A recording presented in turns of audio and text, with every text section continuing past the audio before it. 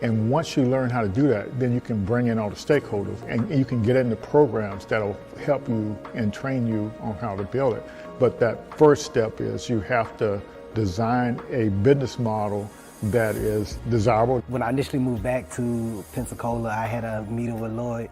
Lloyd invited me for breakfast and I was telling him, man, I still have an idea for the entertainment industry. This is what I wanted to do. He was like, all right, I got Startup on the Blocks.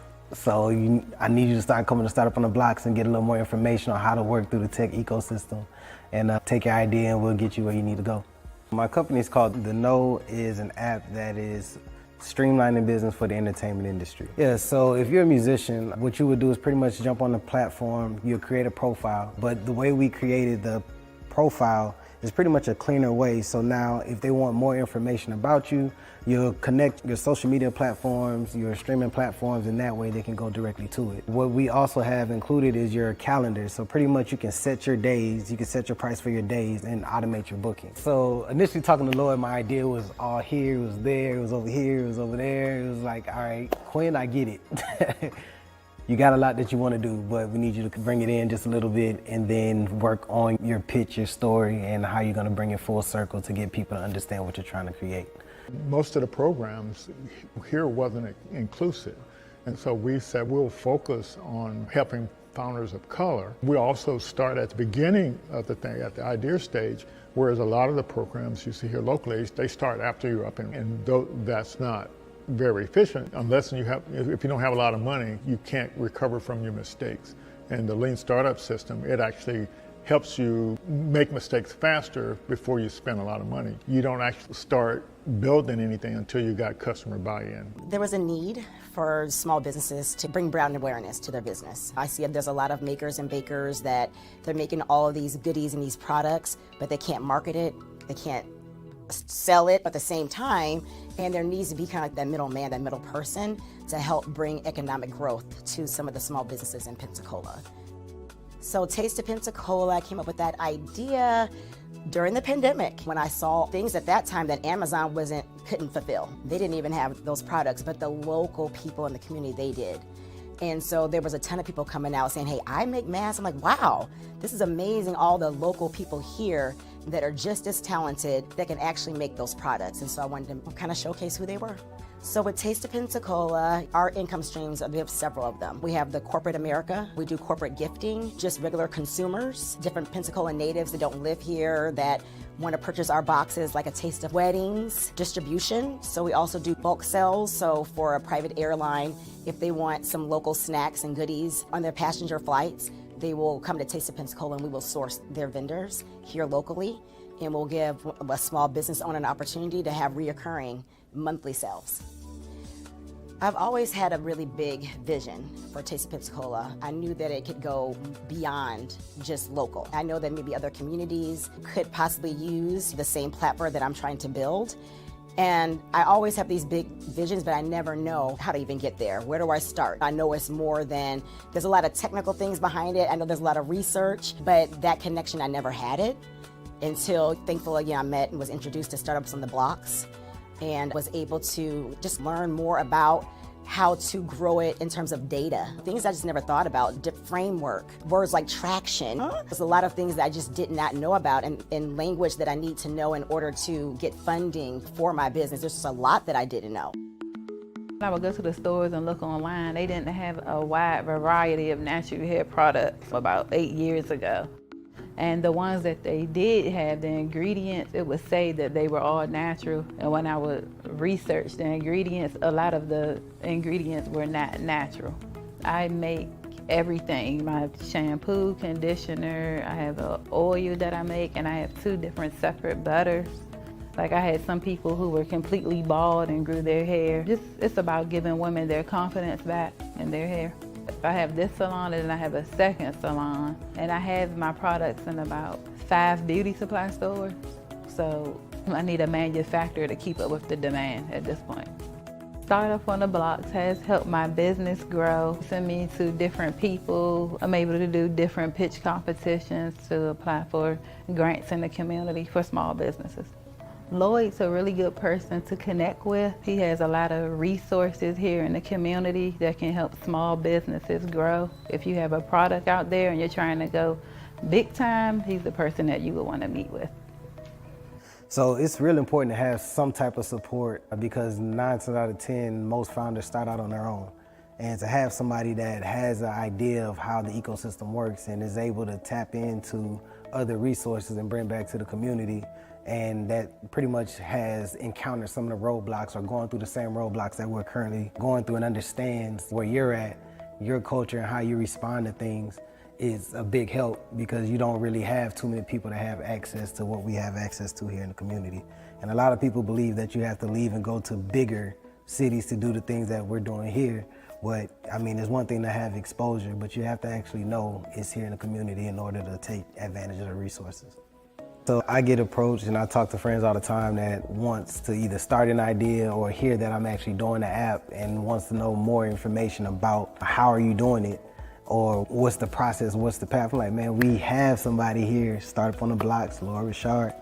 And Lloyd is here, he's a great resource to the community and to founders that's trying to learn the ecosystem. So join Startup on the Blocks. Hey, how are you? Really good, really good. How are you? Yeah, fantastic. Glad to have you here this week and month is rolling on by here. Yeah, absolutely. Great to be here. That intro video was something. It's great because you and I have just recently started speaking Yeah, and just getting an insight on kind of what you've done and some of the founders that you've helped already and kind of their testimony. That was really cool to see, as we're waiting in the background, that was cool. right. Yeah, it's definitely a neat video, and yeah, we definitely need to take some time and interview some more founders like that, and get them, uh, some more press like that as well. Yes. So yeah, excited about today, man, and the audience are gonna love your story, and so we're looking forward to uh, diving deep on that. I guess first, I'll pull up your little thing page here. Let me see if I can find it. And I thought I already had it shared, but I don't see it.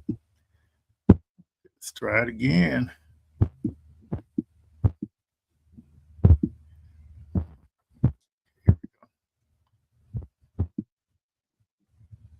Yeah, you kind of pull up the site. Well, no, I was just going to pull up the deal there, and I guess it was Oh, already up. I just had my view a little incorrect there. Yes. So why don't you just give like a 1 or 2 minute introduction, um, so people kind of get a feel for who you are. absolutely. So, first of all, thank you for having me. My name is Jermaine Anagwam. I'm the founder of Talon OS, which is a teleoperation system. But more so, I'm a multi-founder, right? And so, Yes. so this, Talon is just one of the other projects that we're currently launching. But I've been an entrepreneur, I want to say since, gosh, 2006, I want to say. Okay. And from Houston, Texas, born and raised in Houston, Texas. Okay. And I'm super excited to I don't really like talking about myself a lot. I know some founders like to say that, but today is going to be different, right? So I'm what I'm here for is I'm excited to kind of just share my story a little bit, found out more about your community, Lloyd, and I've Yes. done much research on you as well. Yes. But yeah, just kind of tell it how it is a little bit and kind of introduce myself to to a new community. Yes. Oh, fantastic. Yeah, and we're looking to learn more about you. I had the AI take a look at your LinkedIn profile and see could it tell your story. Well, let's see what it came up with. Yeah, let's take a look at it.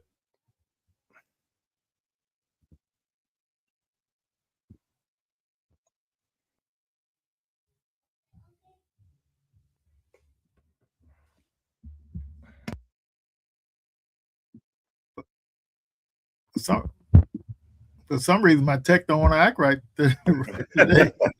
I promise you, I didn't put any bugs in it before we got on. I promise you that. Yeah, I never had this problem before, but let me see, can I get it up to the stage? To the explainer. So, today we're going to deconstruct a totally different model for building companies in the high-stakes world of AI and robotics. All right, let's kick things off by painting a picture you probably know all too well. The typical tech startup ethos. This kind of myth that there's only one way to build a successful company. You know the mantra, right? Move fast and break things. The idea is to just ship code, get that minimum viable product out the door, and don't you dare worry about the polish. And then, of course, comes the obsession. Scale those users. Get as many signups as you can, as fast as you possibly can. It's all about the numbers, the growth charts going up and to the right. We're talking about a world that's driven by growth hacks and these clever software abstractions that are, often totally disconnected from the messy real-world consequences. The focus is always on the digital, not the physical. But here's the thing. That whole approach just completely falls apart when you're building tech that actually interacts with the physical world. In fields like robotics and defense, a failure isn't just some software bug you can patch later. No, it's a critical incident with really serious repercussions. And that's what brings us to Jermaine Anugawam. He's like a living, breathing counterexample to this whole myth.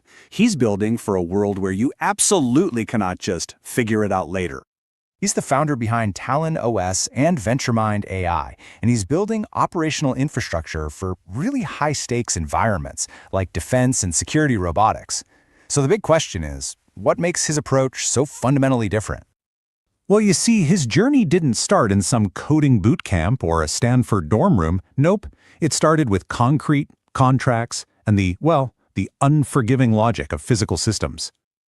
Just take a look at this timeline. It shows a career that's just steeped in the real world, right?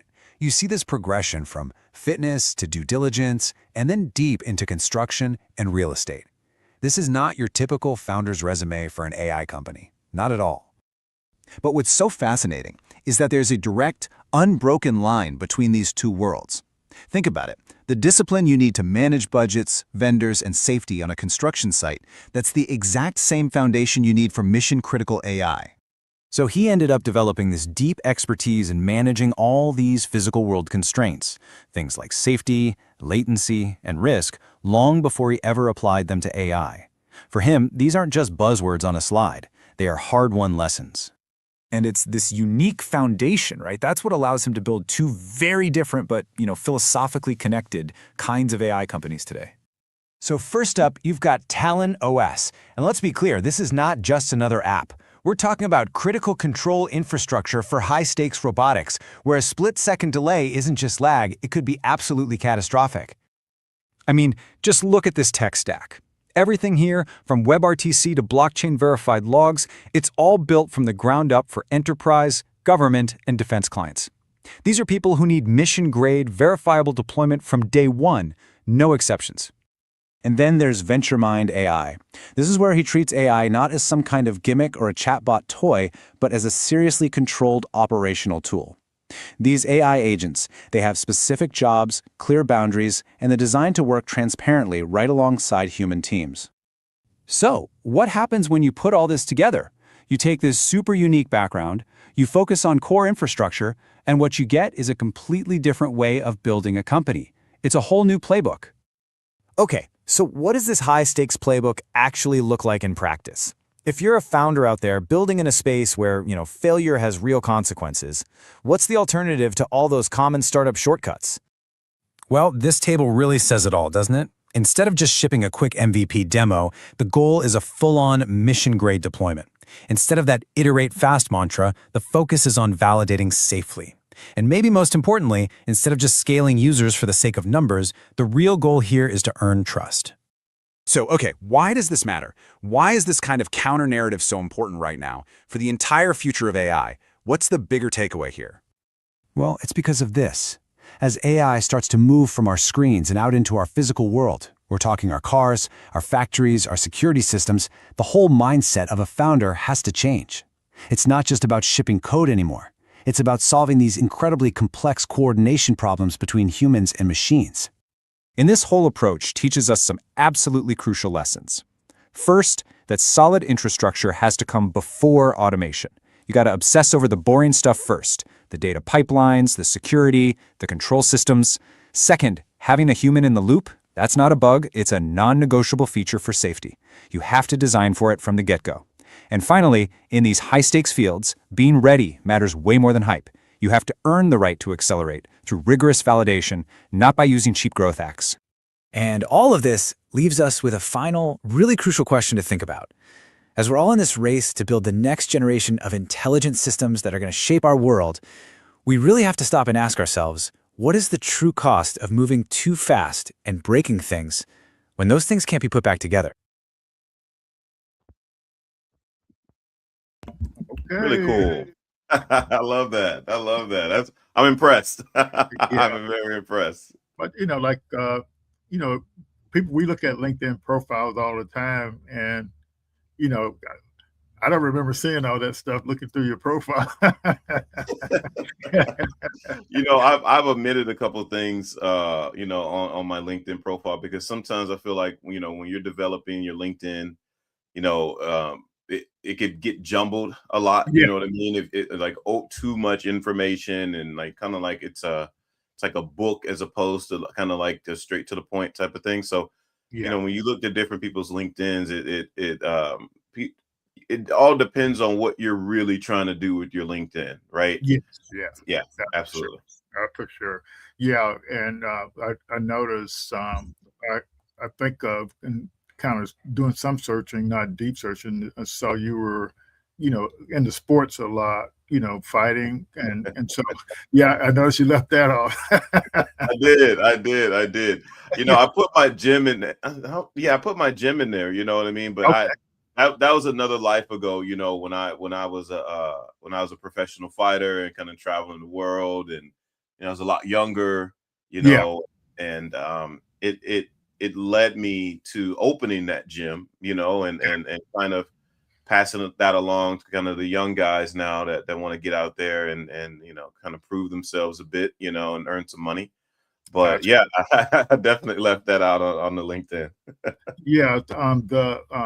So what made you decide to get into fighting, the professional fighting? Ooh, so I've been, in Houston, when I was in elementary school, Okay. um, I was really into martial arts, right? And so Okay. this was during the time of the Chuck Norris era when he Okay. did this program in Texas. I wanted Yeah. to see if it was nationwide called Kick Drugs Out of America. Okay.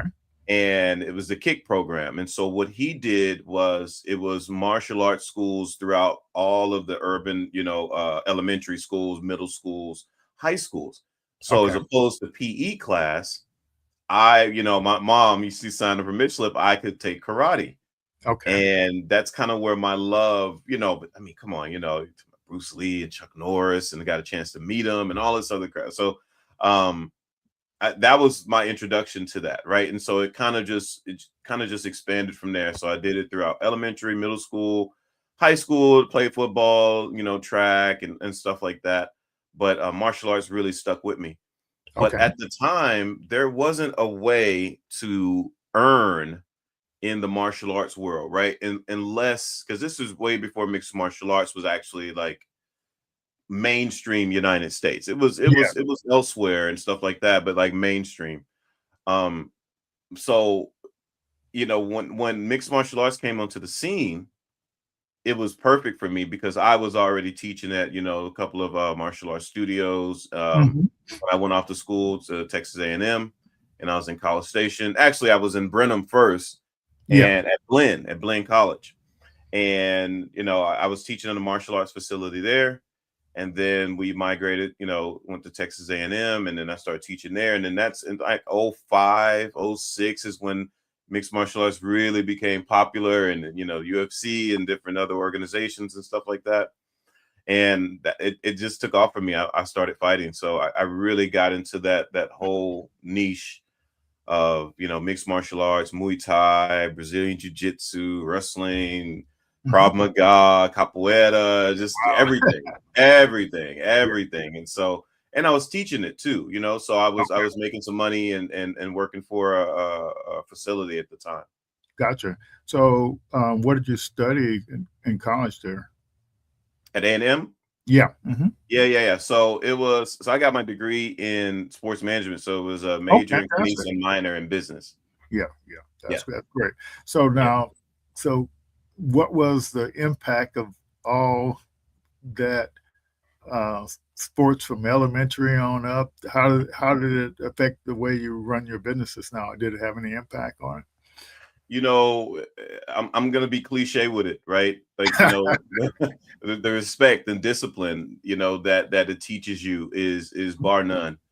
Okay. Especially when we were in, especially in College Station, we were doing Krav Maga, which is in like an Israeli self defense type of thing. But we were doing more so with law enforcement, right? So we would have these law enforcement classes with local PD, FBI unit that was in Bryan, which is right outside of College Station. Uh-huh. And we would even do it at the Teeks Academy, for police academy, where they do a lot of cadet training and stuff like that. So Mhm. I've always been around that discipline, right?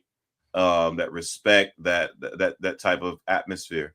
So that's always bled into any other business that I do, right? Like, you do good business, you find good people to be around, and that where you can conduct good business, and you all can kind of make money together. So, So yeah. what about the idea in sports, you always have to be prepared to do the right preparation.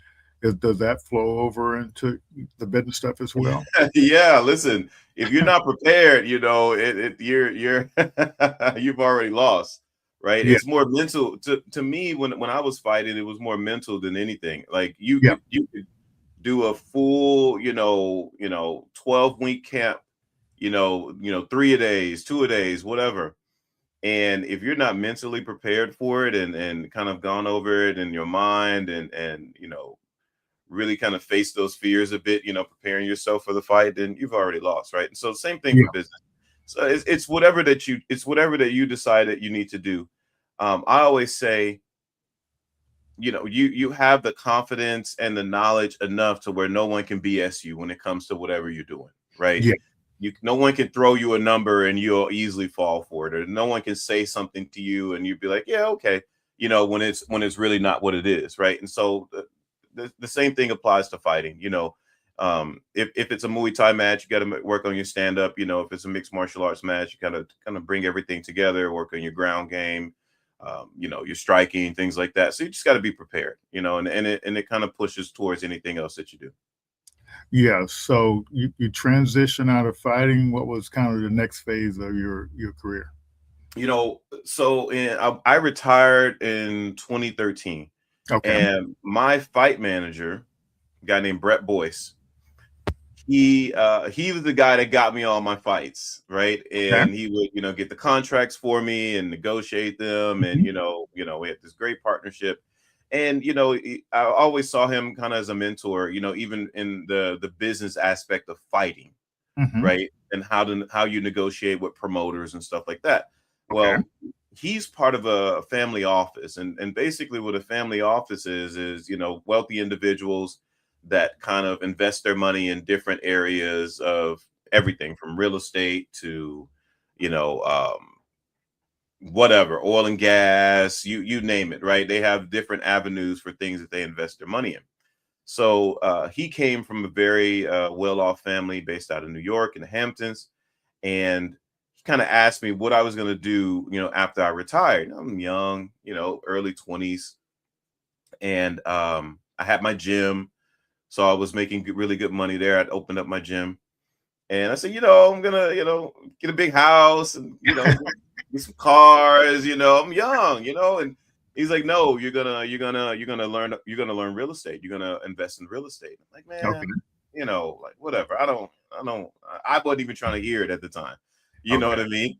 And he basically took me under his wing and introduced me to that entire world of investment inside the real estate industry, from residential to multifamily to commercial. Wow. Okay. Yeah. That's amazing. Yeah. And what was the next step in your journey? I guess you're still in doing real estate stuff now as well, right? Yeah. So from 2011 till 2017, I worked, for him, for his company. Okay.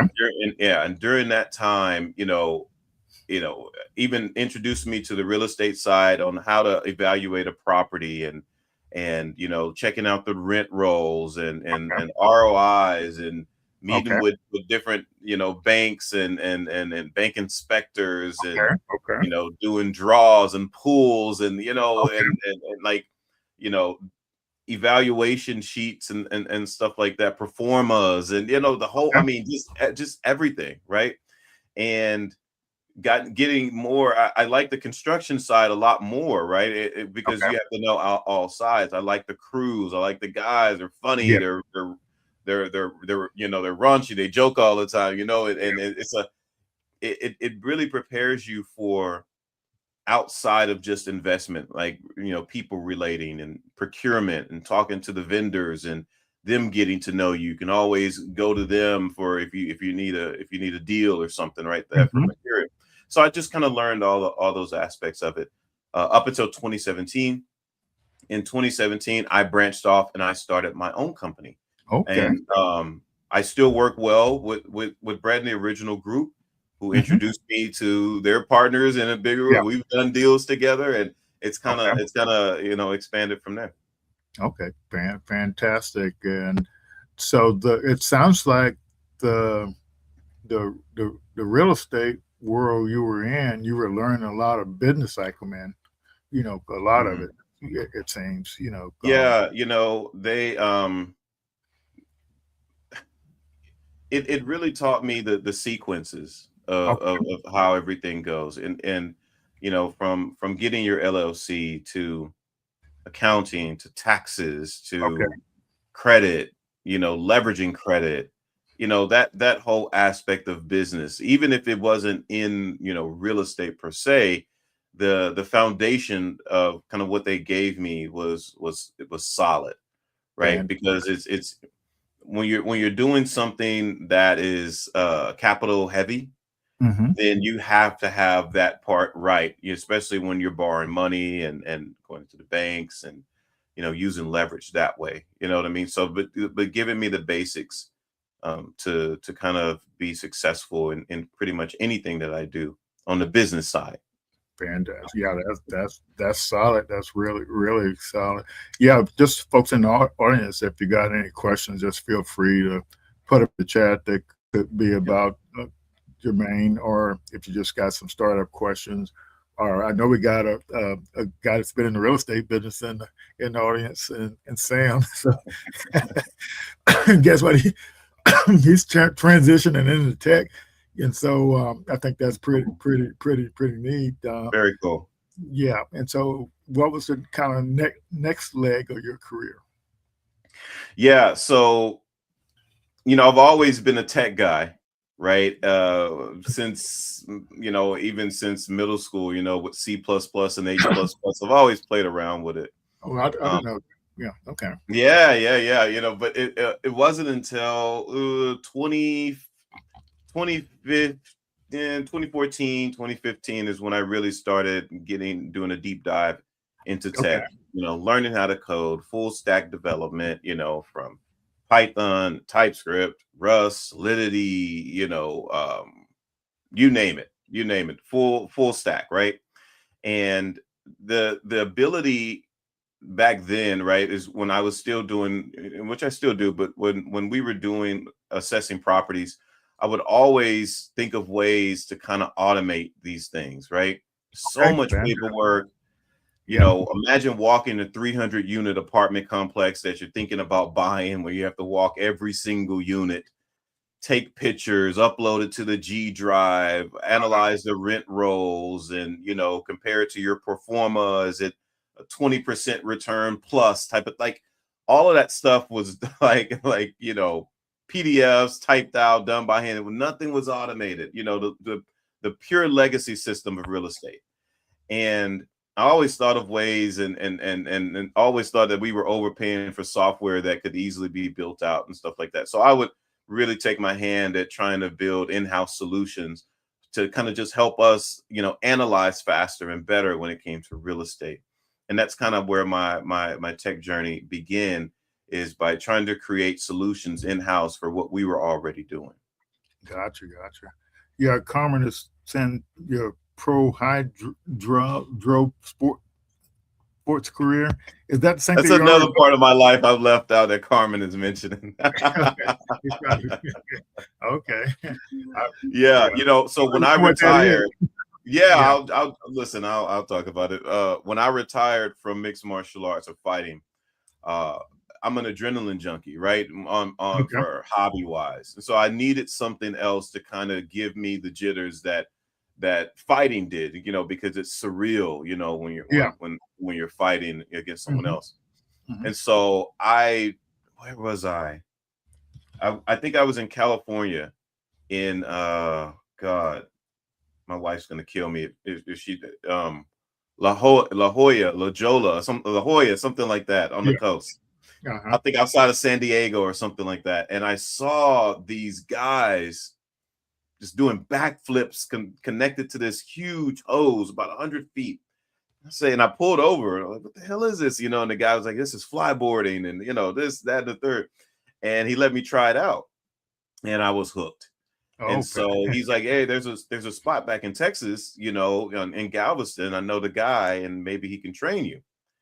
And I was like, this is a sport? He's like, yeah, it's a sport. And so got back to Texas, went to Galveston. A guy named was Rodney Nelson. I think Extreme Water Sports was the name of the group. And it just took off from there. I was there like 3 times a week. Train, got into the pro series and start traveling the US, and becoming a pro flyboarder. So just that pure adrenaline junkie. I got a question before you answer. We get on Sam's question here. So, do you see that same kind of adrenaline in your startup world? You know what? I wouldn't count it as the same type of adrenaline, but I'm always, now in the startup world, you have the ability, 10 years ago, you would have an idea, you would think of something or you see something and you get excited about it. And then you would look up how much it would take to build out that idea if you didn't know how to code or you weren't in the tech world.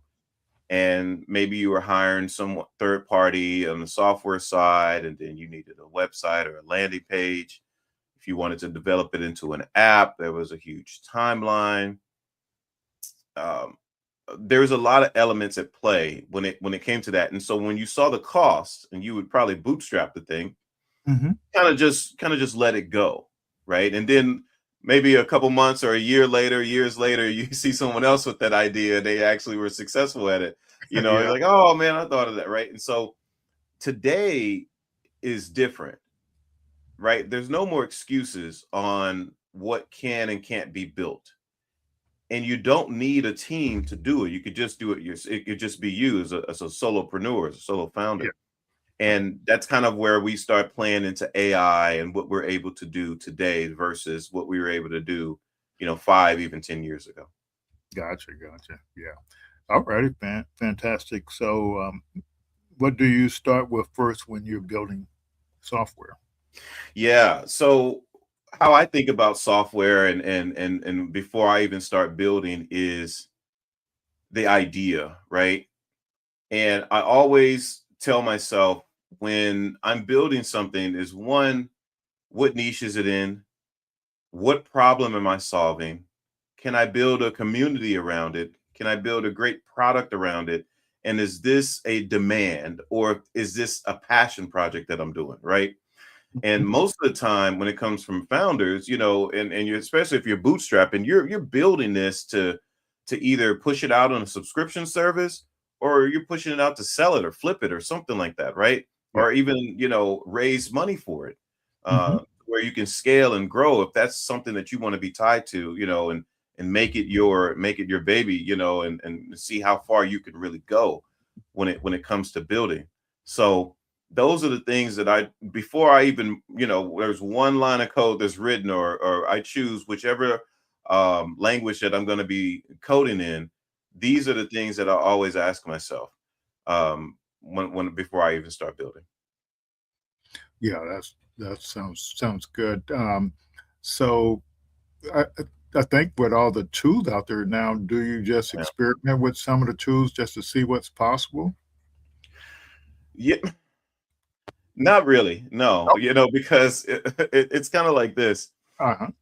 There's certain stacks that I'll play around with, right? And a lot Okay. of people like Python and like TypeScript and stuff like that. But to me, it depends on what you're trying to do. That's okay.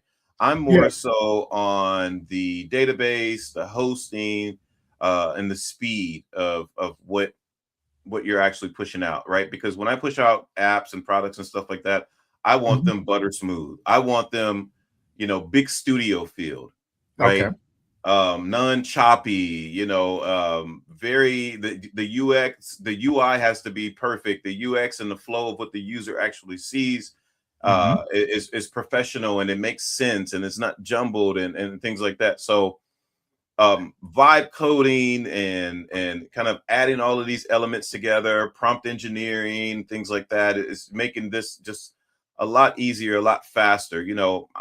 I can push out an app in 2 days, right? Like a Mhm. fine-tuned one. If you really Yeah. wanted to throw something together, I'm sure you could do it in a couple hours now, but to really fine-tune it, to bring it to that professional level, probably a couple of days, as Yeah. opposed to a couple months of what it used to take. Yeah. So I guess what I was thinking about in the side with AI around here is people have trouble understanding what AI can do or can't do.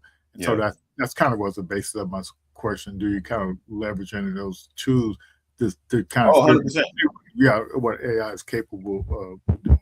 But back to that adrenaline thing, before the reason why I asked you that was because when you were demonstrating your your venture mind software, I could Yeah. see you're in your element. Which one? Which one? Yeah, yeah. When I could tell, that it seemed like you kind of like was in your flow or whatever you want to call it. You know, Yeah, yeah. Because you must be talking about the agent that we were listening to. oh yeah, when you were showing all the capabilities and Yeah, stuff. yeah, yeah. Um, I enjoy it. It's fun, right? Yeah, Like, uh, because now you're really testing the capabilities of what is really out there, and what you can build and what you can automate. We were just yeah. really just having fun, kind of just messing Oh yeah, around. yeah, But yeah, yeah. No, I get excited about that stuff. I really do. yeah, yeah. Tony's got a question here. So, do you use a phased approach to developing software? And if so, please describe your methods. Yeah, yeah. So with a phase approach, and this is something that's super important. A lot of times when people are building vibe coding, whatever you're doing, right? Mhm. Um, you basically start off with a prompt, and I kind of think that's mm, you have to tell the AI what you want, right? The LLM or what you want, but let's back up for a second. So you have your idea of what you want to build, and you have, you've done your due diligence. It has demand, and this is the niche that we're going to be in. This is the product I'm going to build, whether it's a web-based app or it's just a regular app. And now, how I approach it is I determine which large language model that I'm actually going to be using, right? As I was showing you, Lloyd, just yesterday or the day before, I'll go to Hugging Face, Mhm. and I don't use GPT or anything like that, just because it has too many backend parameters of what can and can't be done, right?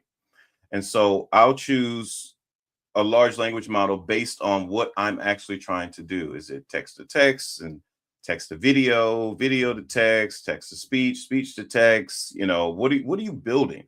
Like, what are you actually building? Or if you're building some infrastructure, are you building automated agents? Are you building a LoRa system, a RAG system? Like what are you really jumping into, right? So picking those tools is that first phase of kind of how you're going to orchestrate things. The second thing is what do you, if you're using that large language model, right? How are you actually going to be doing the building process? Are you using Claude? Are you using Claude Bot, which is now Moltbot? Um, are you using 11's Labs? Are you using Codex from GPT? Like, who's actually going to be, writing the actual code? From there, you also have to determine if you're going to be implementing agents as architect and orchestration when it comes to what you're building. Let me explain. So if you're using basic Claude or GPT to write code for you or to do complete tasks for you via the API on the back end, or if you're just using the regular CLI like layout, right? Like you would go into Chat GPT, you would type and it would give you some code, and then you would kind of throw it into maybe a vibe code platform like Replit or Lovable or whatever the case may be.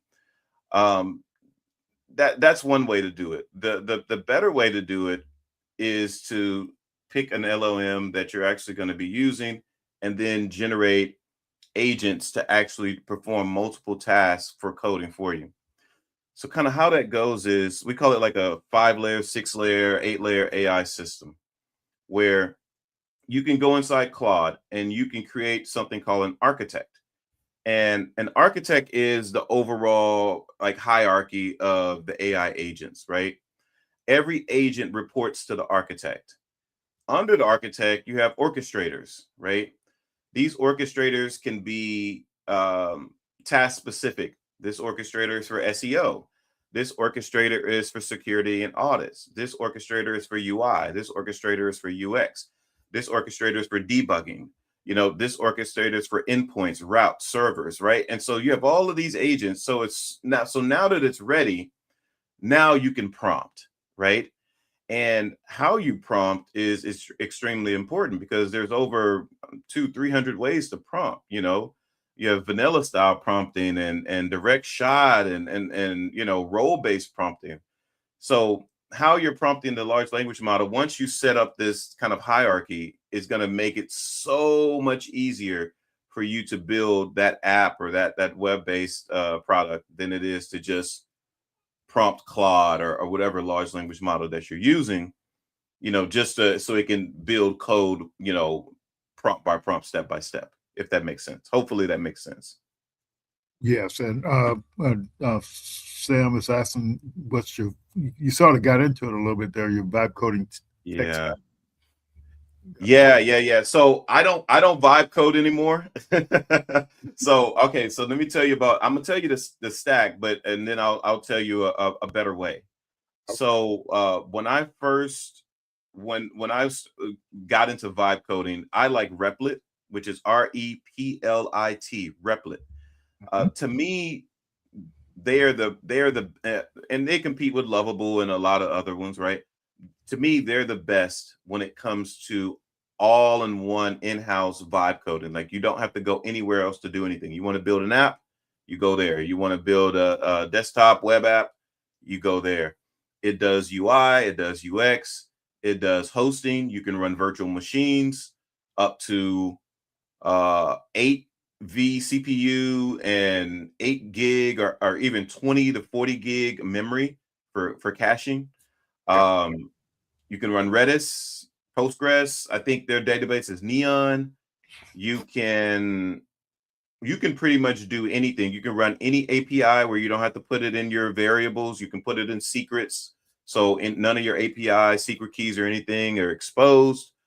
You can have a shell terminal where you can push it straight to from your GitHub repo directly into the Replit. So if you like working with GitHub and that's where you push your code to, you can actually pull it and sync it with your Replit as well. It's very all-in-one basic if you don't want to think. And they use the architect and archestration agents as well. They use multiple LLMs. They don't really let you choose, but it can get very expensive when it comes to the vibe coding. Yeah, so that's the tech stack that for vibe coding for sure. You can also do mobile apps now with they started off with the iPhone this month. Yeah. They did. Yeah, they upgraded because It all depends on your user base. If you're pushing apps and it's more foreign based than the US, then know that 90% plus people are on their mobile phones.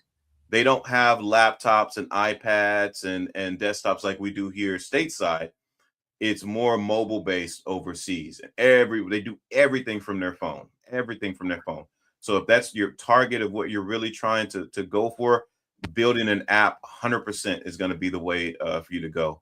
Or starting off with web based and then going into the app. They make it very easy to transition, make it mobile optimization and kind of changing, your gaps and your font levels and stuff like that. Replit makes it very easy to do that. Yeah. So the Carmen's got a question, but what I thought we would also uh, we have all these founders out there that are non-coders, and Right. it's but some of them are still hiring development teams to do their software. But well, I guess I've been trying to tell people, um, that's why I asked the question about Yeah. experimenting you Yeah. with the vibe coding, so you can kind of understand if you're still going to have somebody to develop it. But I also have seen founders that, um, try to hire or don't, kind of get people to do stuff for them, but it takes forever for them to do it. Yeah. And to me, leveraging the vibe coding, they could have had it done 3, 4, 5 months ago. So you're preaching to the choir. So here's the thing is the days of depending on others to build your site, your website, your landing page, your app for you over. And let me tell you why. Because as a founder, you have the idea, you have the vision of what you want. AI and vibe coding, it brings that to life. So you don't have to go overseas and hire someone that's cheap. You know why? Because you're adhered to their time. You don't know what's happening on the back end. You don't know what they have going on. They could be working on 10 to 20 other projects. They could be, pushing your concept on some of the things that they're doing on the side. They have holidays. The time zone differences are massive. You don't, and you're more than likely bootstrapping. You're saving yourself 5 figures minimum by doing this yourself, by paying. It would cost you maybe 20,000 and up for something that you probably can get done for about $200 in vibe coding fees. And it'll be just as good, it'll be just as professional, but you have to really get into, how to prompt the sequences and the stacks that you can use in order to get this done. But it can be done, and it's not, you're not waiting months, and you're not dealing with rogue devs if payment or something doesn't go through, or they decide to upcharge you because they're working on it more so than anything else. You could be paying them 5 figures and they're vibe coding the app, themselves, only doing it for a couple $100. So that era to me is dead. If you're using third party to build anything for you right now, especially at the MVP stage where you're throwing it to the wall to see if it sticks, you're getting live feedback from the community, or you're building in public or something like that, and you're paying all of that money just to get to an MVP stage, you don't know if it's going to work or not. No, you're doing it backwards. I would not suggest that route at all. Gotcha. Okay, Carmen said she was working with his son last night, teaching him how to do something. When we got off the phone, we continued the conversation. Okay. We continued the conversation, Okay. and so I introduced him to a couple of agents I built. One from Texas called Big Trill, and another one was a podcaster called Buzz Sawyer. And he was telling Carmen's son, asking him about basketball. What does he like about sports? And then Carmen was in the background giving his son a hard time, and the agent told Carmen to shut up, and he'd knock his teeth out if he said it. Like, it was. I told Carmen that based on how I built it, I don't know if anybody here has ever had AI threaten you, but it threatened Carmen many a times for giving his son a hard time. So he was very shocked and intrigued about that. Oh yeah. Well, so like, what made you just to get into voice, and the with that venture mind thing? What happened there? What was the story behind that? With the voice side of it for like conversational AI. Yeah, yeah. Because Yeah. what so like, well, tell us, because um, venture mind, Hmm. that's the correct name, right? Yeah. I'll explain Venture Mind a little bit and Okay. kind of what we did with Yeah. conversational stuff. So in 2000, I started working on Venture Mind in 2022. Okay. Um, when I started learning how to code and started getting into AI, I had a mentor. His name was Mishba Saeed. He actually owns a company called Menlo Park Labs. Okay. One of the, to me, one of the best teachers out there in AI right now. He has a free channel on YouTube. It's Menlo Park Labs, Menlo Park Labs. It's all free. There's no courses. There's no paid courses, nothing like that. All free. Go check it out. Go check out all his videos, and you'll see he's been posting since GPT 2.5 came out, right? Okay. Before the masses hit, right? And so um we connected, and he's kind of taught me a lot of what I know as far as AI. But Okay. anyways, started working on Venture Mind in 2022. It Mhm. started off as a Web 2 SaaS, and I applied to the YC Combinator, didn't get in, right? And I was laughing with Lloyd about this because I didn't have any traction, right? I had when I launched it, I think I had like 25 paying customers, and I was super happy about that. And I was like, shit, that's traction to me. Well, You know what I so, mean? like, so let's expand on that a little bit. But see, they want to know what your growth rate is. How is that growing from week to week? And so Right. that's what. And so if you can't show that, that's a problem, because it's No, all about absolutely. those No, repeatable sales. yeah, absolutely. And so, you know, uh, having that traction and I was very excited about it. But that's kind of, and looking back, it's definitely one of those things with YC Combinator. But I wanted to answer this one question with Tony real quick, and then I'll jump back to my thing. He Okay. says vibe coding is cool, but a developer is a must if you're building enterprise systems. I don't agree at all. Um, when you're building enterprise systems, I wouldn't vibe coding is good for the MVP level. That I can agree on. But when you're building enterprise, I don't think people understand what is truly, truly, truly out there.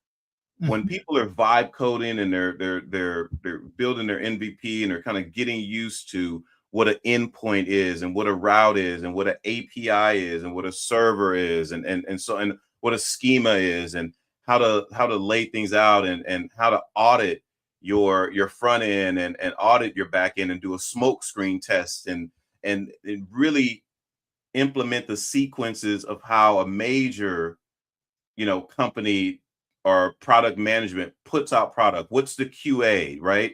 um all of this can be built into multiple orchestration agents that can do it better, do it the same if not even better than humans. Now if we're taking it to the enterprise level, you have to migrate all of that off of the vibe coding app, and it has to be now on systems that more so that you can control, right? Like your railway and so on and so forth, to where you can host it. You got your VPS and you can host it and things like that. And so I agree in the sense that you can't bring enterprise level development on a vibe coding platform, but migrating it off now that you're more familiar with it, um yeah, I still don't think you need these full out developers for that, and Yeah. that's just my opinion on it. So I can comment on that as well.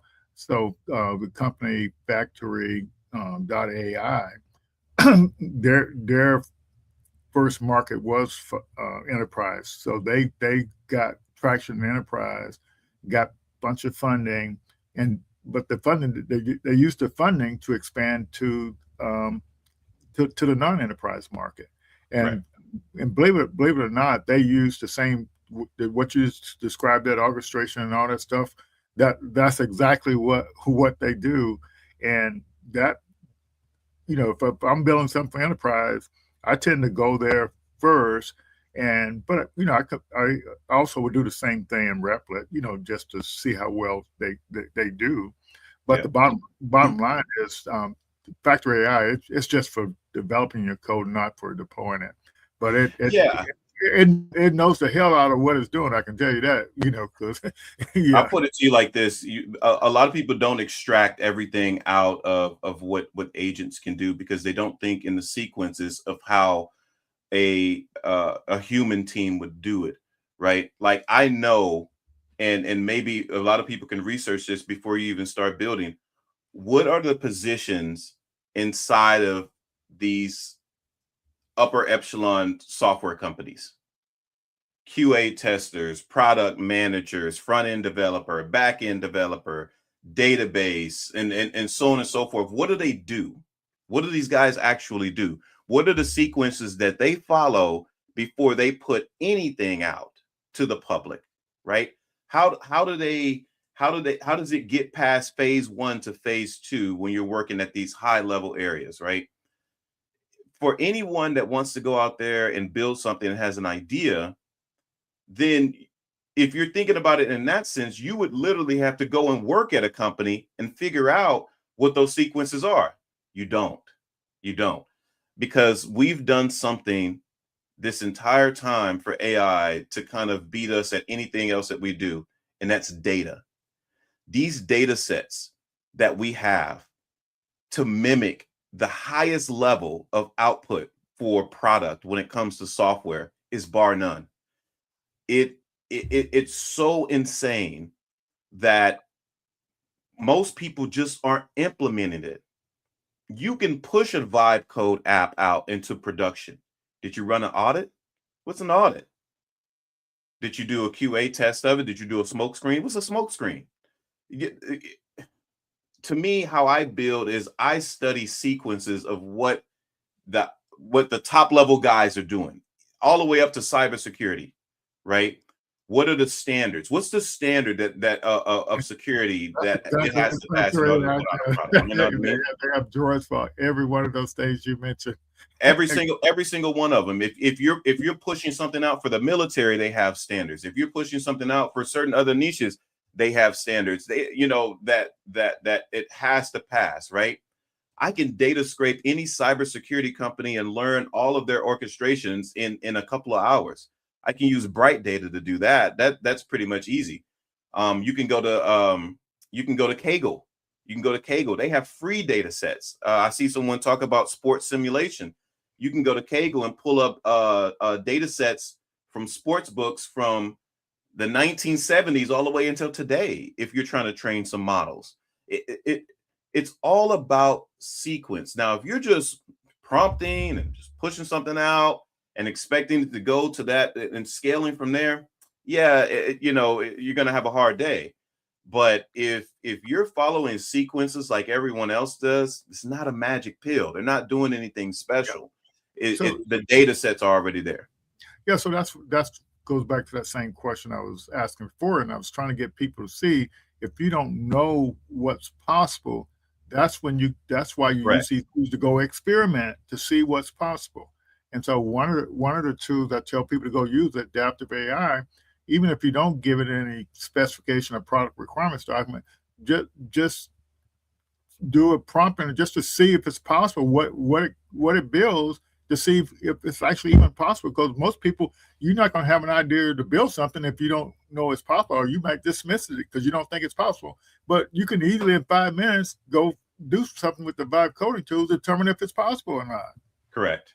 Yeah. And it's not a waste, right? It's really for really good testing. But jumping back into the conversational stuff, right?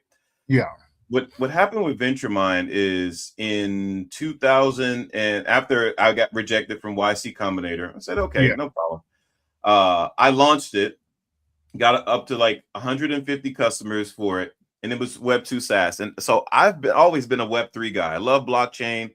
I was a front end developer 2016 for Bitcoin Private, which was we took Zsnarks and we migrated it with Bitcoin to make Bitcoin private, like with Zcash. Fast forward 2019, I was part of Juicebox Protocols. So this was like Ethereum, like layer 1 Solidity, DAO governance and stuff like that. So we created ways for people to raise funds via DAOs and voting and digital governance and kind of recording that on the blockchain. So this was all previous to VentureMind. When it came to VentureMind, we joined this accelerator called Seedify. And what Seedify did was kind of got us VC ready. So it was a 14-week course, I fully, and speaking with a lot of experts and stuff, kind of like Lloyd and so on and so forth. Not saying Lloyd in particular, but similar, right? And in that world, and revamp the website, revamp the product, add more automation to the AI agents. We built like over 150 agents, and we raised like 4 million for that venture, right? And it was great because I felt finally like I'm like, okay, I got some people who believe in what I'm actually doing. And it was amazing, right? It truly transcended me into the whole, So tech world. I guess that's some adrenaline right there, right? Yeah, it was surreal. It really I still think about it. It's very surreal. But with 11's Labs, so 11's Labs was having this grant competition where they were coming out with all these new features, and they say, hey, if you're building something with 11's Labs, submit it, for this grant competition. And, if we like it, we'll enter you into it, and then we'll reward people. So we won the grant, we won the grant 2024, got about $50,000 of grant money and 33 million credits on 11's Labs. That's kind of what we were playing with last night. And so it was just, it was hit after hit. So it was amazing. It really was amazing. Right. And so that's kind of where we go with the conversational stuff, because I like the sense of kind of bringing things to life when it comes to agents. Agents can perform complex tasks for you, of course, right? More text-based than anything. They can talk to you. But it's more robotish than anything. So I was always fascinated about the conversational stuff, because now I can clone my voice, I can do inflections, I can go high, I can go low, and the AI can do it as well. If I'm speaking a different language, it's not, rudimentary, like, you're reading it from a textbook, but it's more so dialect and accent, right? From that local language. We submitted with 11's Labs, where 11's Labs has these based languages like Portuguese, Spanish, German, Mandarin, whatever, but they didn't have a lot of African languages or languages, just these not widely spoken languages, right? And I actually taught the agents, I would feed it, these data sets. I taught it Devehi, where you read from right to left, right? And in local phrases. And I did that by feeding it data sets, but also going to YouTube, data scraping a video of someone speaking Devehi in God, where the heck? They're in gosh, I can't think of that island, but they're speaking Devehi and they're locals speaking it. I data scraped it, and then I extracted the video part, and I kept the audio. And then I uploaded the audio to the agent so that it could process it. And so the agents have a rack system, which is more so a brain for the agent, and it ingested it, and it used X amount of tokens to kind of read chunks of the audio. And then now when you spoke to the agent, it spoke like authentic Devehi, to where I have friends that speak Devehi and they're like, wow, right? As opposed to like feeding it just pure data sets. Yeah, I think, but so that was some cool stuff we messed around with. I never built anything like paid subscription stuff for it. We literally just messing around. Yeah. So what I've noticed from talking to you is I want to make sure people understand these two things. One, you learn a lot of stuff, but Yeah. I don't know if you actually emphasize how you learn it and who you use to learn it, whether you went to YouTube or whether you had a mentor, like you mentioned in one case. And then also, your method of thinking.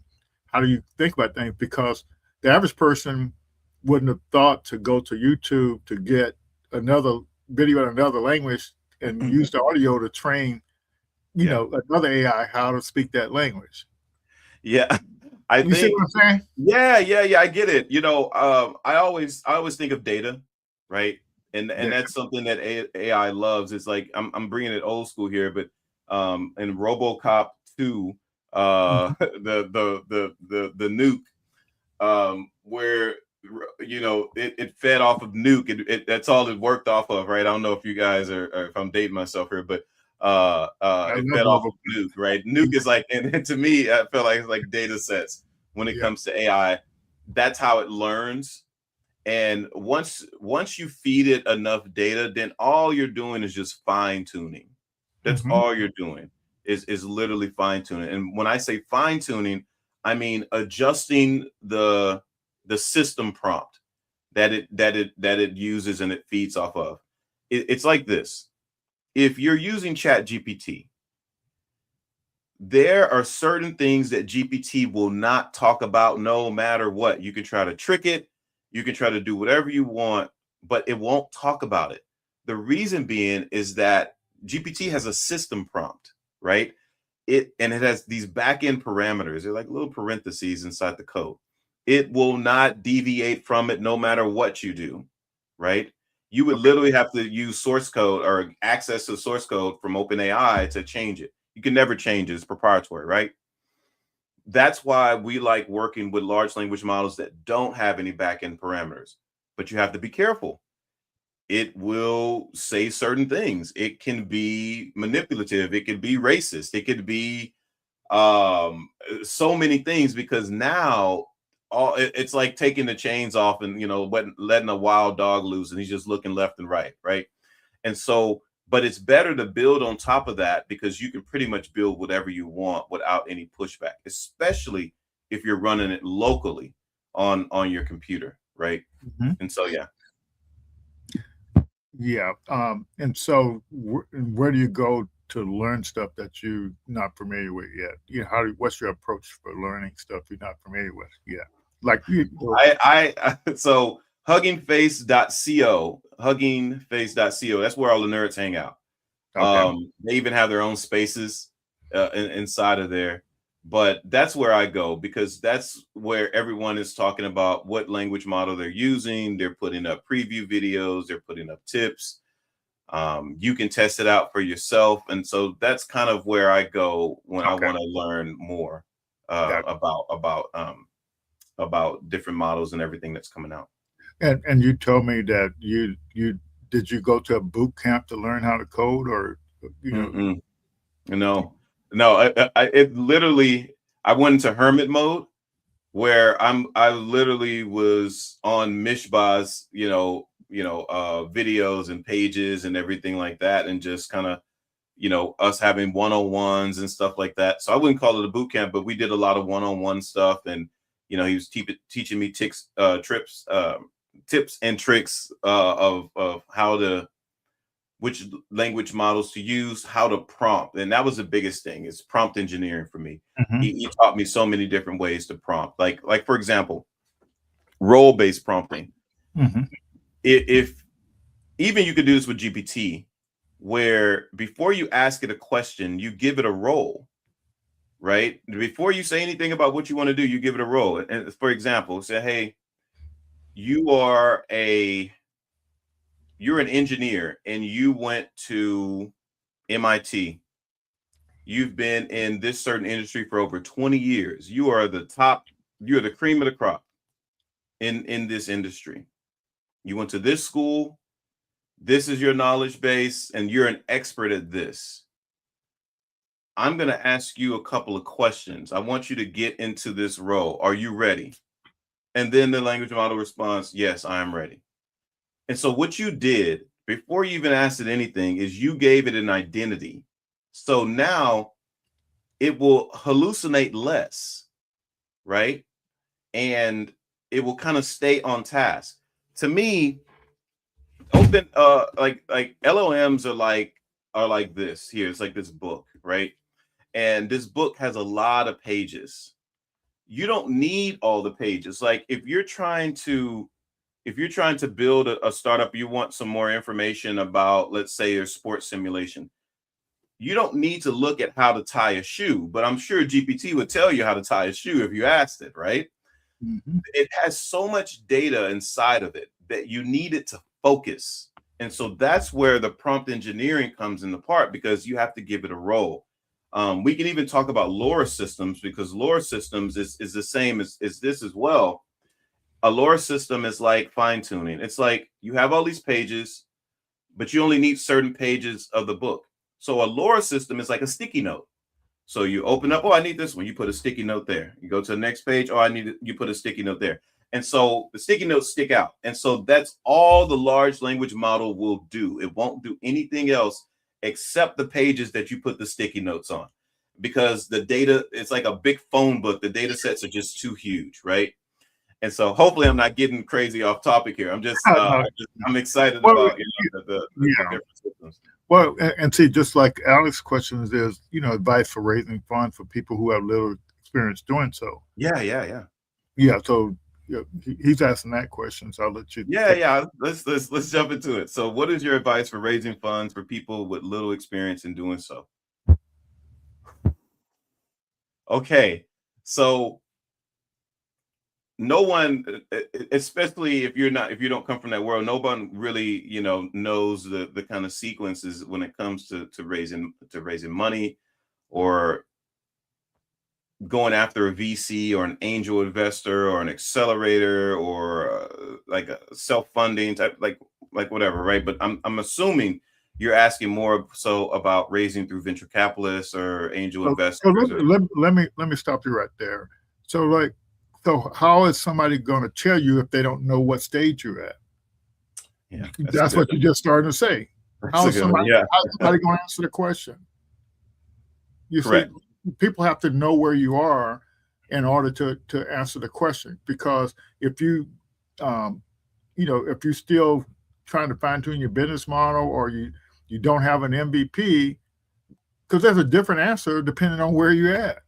Correct. So to keep it simple, right, for his question, is if you have little experience, right, in let's say you do have your MVP and you kind of know where you're at, and you went through the Lloyd grind and boot camp, and you're ready to go, right?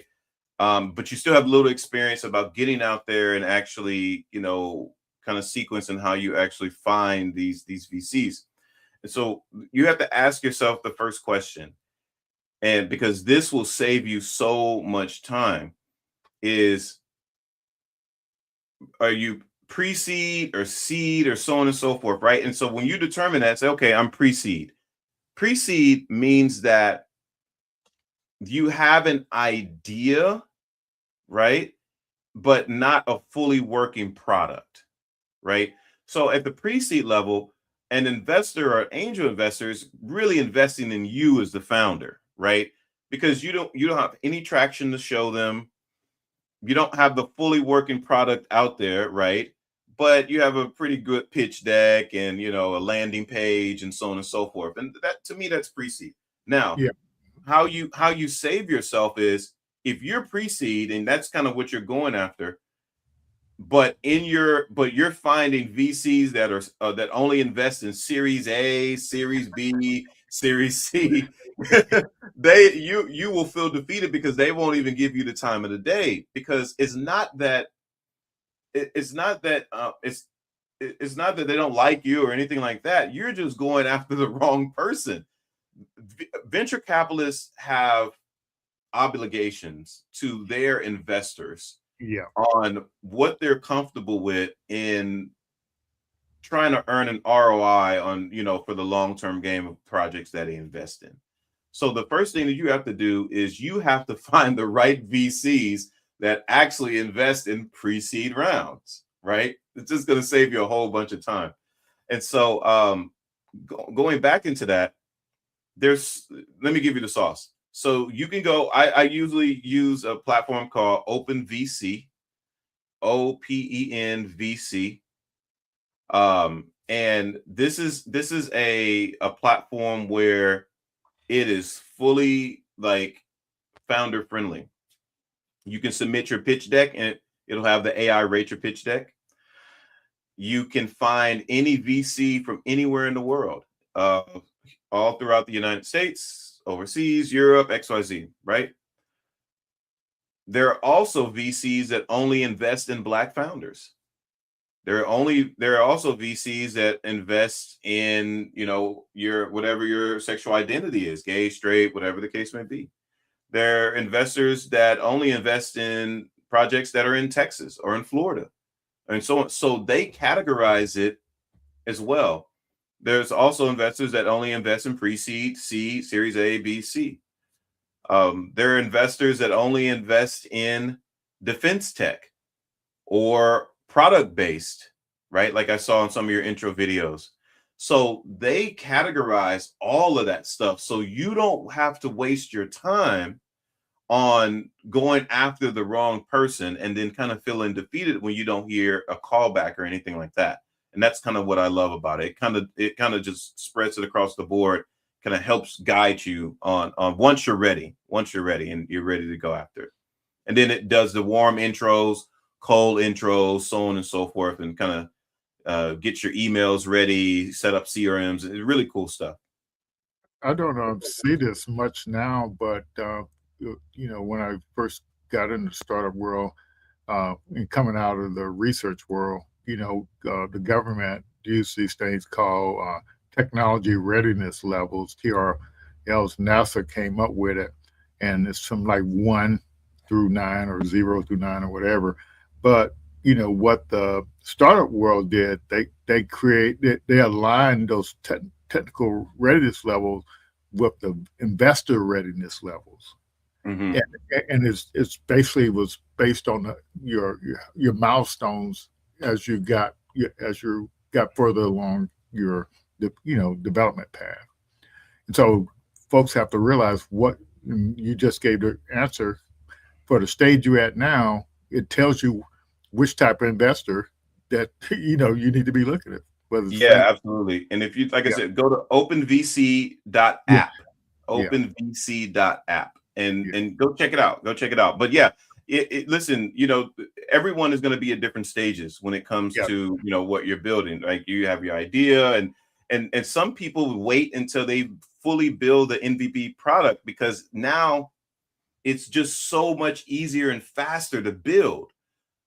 Pre-seed, you're starting now to see pre-seed and seed get combined together because there is no longer that huge gap of I have to raise funds and hire this big team just to get to the MVP level. You don't see that anymore. You can go directly to the MVP level just from AI and vibe coding and kind of sequencing it that way, right? So you're really starting to see pre-seed and seed get combined together when you're raising funds. Yeah, I think, I guess we need to wrap it up, but the bottom line is, so like they got all these tools out there, why not experiment with them? Why not spend $20 for 1 month to experiment with these tools to see what they can and can't do? So like I was messing around with Factory AI. I didn't know what the hell I was doing, but I didn't care because I know I could ask the question, I got this, what do I need to do next? And it tells me what I need to do next. And then it goes and do it, so it's just not, don't be so afraid, just experiment. Absolutely. It's not a bad thing, right? Like, listen, there's always been a barrier to entry when it came to tech. It has. There's always been a barrier to entry from, oh man, I don't know how to code. Man, I don't know how to design a website, and then you have Wix and all these other companies that came out. What I'm telling you is you don't need anyone On the build side, all you need to do is have an idea and know how to talk. That's it. That's how simple it is right now. Now, what your go to market strategy is and what your product is going to be and which way you're going to go. Yes, of course. You need insight and coaching and someone that has done it a million times over to assist you in that, because you don't want to get in front of someone and you're like, well, I'm thinking about doing this, but I really can do this. And I'm telling you, I want to do that. And there's like, all right, well, what's your, how much does it take to obtain a customer? And what's this? And they're starting throwing it, and you're like, so you don't want to, it's not that it's bad or wrong. You just don't, you just want to have a great impression and you want to know your product in and out of whatever you're doing. But save yourself a lot of money, and you don't need any of that stuff anymore. I'm telling you, I'm telling you, it's you have to use these tools. Yeah. So I did want to mention this. We have our Founders Innovation Summit coming up in April 17th and 18th, and start pushing some of that stuff out. And definitely still want you to check your calendar to see if you're available to come join us here in Pensacola. I love Pensacola. I was talking to you guys last night and with Carmen. My last time in Pensacola, I had an amazing time. I'm really in love with Pensacola. So yeah, Okay. count me in. Okay, fantastic. Yeah. So we definitely appreciate that. Yeah, there's a lot to learn, and so I hope everybody, this was never said, but you don't learn stuff in a vacuum. You have to get out and talk to other founders and other people that are out there doing stuff. And I think kind of like, you may be a solo founder in some cases, but in your case, I've heard you say over and over, you got in those where the other founders were and learning and seeing what they were doing, yeah. There's a time where, listen, if you want to be a solo founder, that's fine, but at least get to if you're at the MVP level and you start to scale and then you raise funds, then you want to hire more people to kind of do more. That's fine. That's completely fine. What I'm saying is there's so many avenues. My way of doing it might be very different. And some ventures that I do have a large team. Some ventures I don't. But either way, the point is that you don't just rely on your knowledge. You go out and you see what you talk Absolutely. to. I don't take away from anything that I know at all. Nothing. Yeah. I promise you. I'm learning, and I keep learning every single day, and I keep my ear to the streets when it comes to whatever new is coming out or what can make automation even better. You guys see how fast AI is just, and we're not even out of January yet, and then what's come out so far. It's insane. I can imagine us having this conversation in December of 2026. I just can't imagine. Yeah. Or even in April for that. Yeah. What's going to happen in a couple months? It's wild. It really is wild. Okay. Well, I sure appreciate it. And do you have any last minute takeaways or what you want to leave the founders with? Listen, guys, execution is king, right? Like, you can show anybody your idea, they can show you their idea, and then y'all walk away, and then y'all go sit down at y'all computers and y'all just stare at the computer, right? Like, that's not going to get it done. Execution beats all. I'm telling you, it doesn't have to be perfect.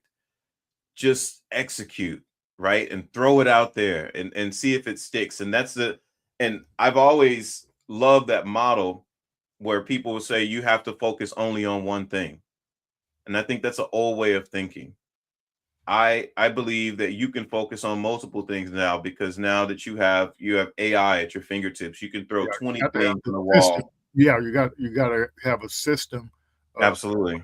Yeah, and you can expand your team with AI agents and yeah. Listen, I can throw 20 things on the wall, and maybe out of those 27 stick. Well, those seven stickers is really good for me.